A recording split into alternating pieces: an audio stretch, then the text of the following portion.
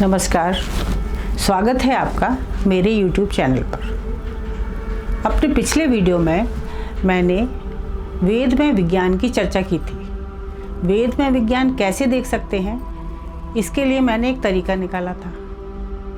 उसके आधार पर एक मंत्र की वैज्ञानिक व्याख्या भी की थी। यह ऋग्वेद के पहले मंडल के 164वें सूक्त का दूसरा मंत्र था। इस मंत्र में आए त्रिनाभि चक्रम शब्द से ग्रहों के अंडाकार कक्ष यानी इलिप्टिकल ऑर्बिट की ओर संकेत किया गया है। इसी ऑर्बिट में ग्रह सूर्य की परिक्रमा करते हैं। इसका पता आधुनिक युग में केपलर ने सन 1609 में लगाया था। आज हम इसका अगला मंत्र, जो कि पहले मंडल के 164वें सूक्त का तीसरा मंत्र है, उसको लेंगे और उसकी वैज्ञानिक व्याख्या करेंगे। मंत्र इस प्रकार से है: इमं रथम अधिये सप्ततस्तु सप्त चक्रम सप्त वहन्त्यश्वाः सप्त स्वसारो अभिसम नमन्ते यत्र गवाम निहिता सप्त नाम। ये सप्त इमं रथम अधितस्तु सप्त अश्वा सप्त चक्रम वहन्ति। जो 7 इस रथ में स्थित हैं, 7 अश्व 7 चक्र को ले जाते हैं। इस सौरमंडल रूपी रथ में 7 स्थित हैं, यानी सौरमंडल में 7 ग्रह हैं। 7 अश्व 7 चक्र को खींचते हैं। पिछले मंत्र की व्याख्या में अश्व का अर्थ गुरुत्वाकर्षण बल किया गया था। इस मंत्र में 7 अश्व बताए हैं। 7 ग्रहों पर लगने के कारण ये 7 अश्व हैं।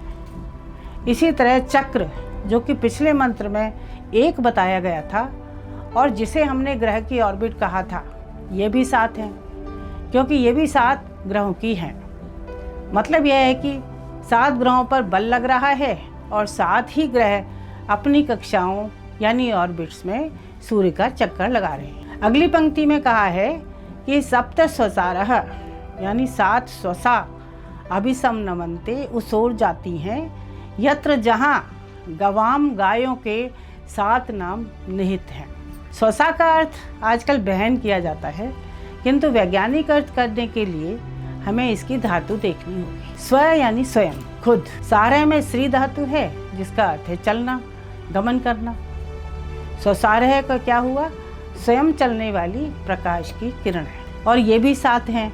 यहाँ पर स्वसारह शब्द बहुत ही सार्थक है, क्योंकि प्रकाश की किरणें ही स्वचालित होती हैं, यानी अपने आप चलती हैं। प्रकाश के कण नहीं चलते, उन्हें गति किसी दूसरे पदार्थ या बल से मिलती है। ये किरणें अपने 7 रंगों के कारण 7 कही गई हैं। ये किरणें उस ओर जाती हैं जहाँ गायों के 7 नाम हैं, यानी जहाँ 7 गायें हैं। यहाँ गौ शब्द का अर्थ गाय पशु नहीं हो सकता। गौ शब्द भी गम धातु से बना है, उसका अर्थ भी चलना, जाना आदि है। गौ वह है जो गतिशील है। पृथ्वी के लिए भी गौ शब्द का प्रयोग किया जाता है, इसलिए ग्रहों को गौ कहा जा सकता है। ये प्रकाश की किरणें वहाँ पहुँचती हैं जहाँ 7 ग्रह हैं। ये किरणें ग्रहों को प्रकाशित करती हैं। इससे पता चलता है कि ग्रह स्वयं प्रकाशित नहीं है, उन्हें रोशनी सूर्य से मिलती है। यह एक ऐसी घटना है जिसका पता आसानी से नहीं लगाया जा सकता, क्योंकि रात के समय ग्रह तथा तारे एक समान चमकते दिखाई देते हैं, और यह बताना बहुत मुश्किल है कि इनमें किस में अपना प्रकाश है और किस में नहीं है। विज्ञान में भी अलग अलग यंत्रों की सहायता से ग्रहों और तारों के बारे में जाना जाता है।